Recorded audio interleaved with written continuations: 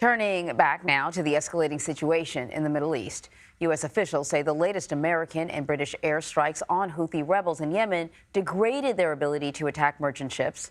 Our Charlie D'Agata is watching the U.S. response. Overnight, in the latest round of large-scale U.S.-led assaults, U.S. Central Command released new video showing F-18 fighter jets taking off from the deck of the USS Eisenhower. It's the second time U.S. and British aircraft and warships have conducted a joint bombing operation by air and sea. Britain's Typhoons out of Cyprus, loaded with what the Ministry of Defense called precision-guided bombs. U.S. military officials said up to 30 munitions hit multiple targets at 8 Houthi locations, including an underground weapons storage site launched from submarines, warships, and fighter jets. The retaliation came as the U.S. military announced the deaths of 2 Navy SEALs lost at sea after a commando raid on a Houthi-bound ship, identifying them as 37-year-old Christopher J. Chambers from Maryland and 27-year-old Nathan Gage Ingram from Texas. Ingram reportedly slipped while climbing the ladder onto the boat and went under. Following SEAL protocol, Chambers jumped in and tried to rescue him. The incident is under investigation.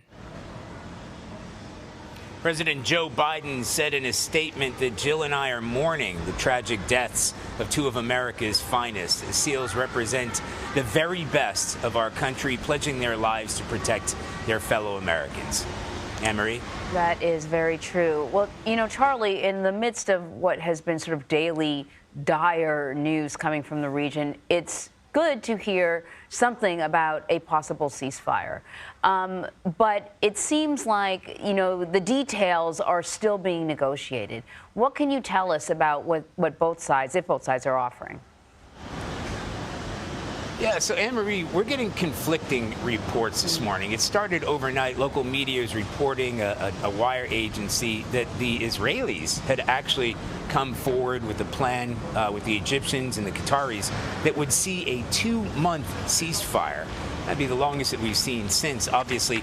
But in return for all of the hostages, Hamas is demanding that all of the Hamas hostages are released from Israeli prisons. Now, we can't verify that ourselves. We spoke to our contacts in Qatar who said these media reports really are inaccurate. However, at the same time, Prime Minister Benjamin Netanyahu was speaking to families of the hostages, and he said there is something underway, but we can't share the details with you now. So it seems, you know, we have a U.S. Representative Brett McGurk is in the region.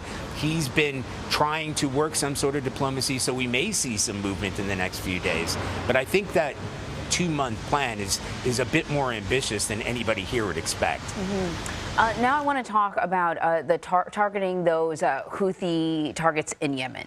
So certainly it appears as if the Houthi capabilities are increasingly being diminished, but certainly not their will. It doesn't seem to be slowing them down or stopping them from continuing these attacks on ships in the region. So then my question is, and you were on the USS Bataan, is the U.S., do they appear as if that they are ready should this conflict, you know, spread beyond the way it's been contained right now? And I should say that we've just talked about, you know, a Navy SEALs dying. We haven't actually had, you know, American military die as a result of any of these attacks. But when you got missiles going back and forth, you just never know.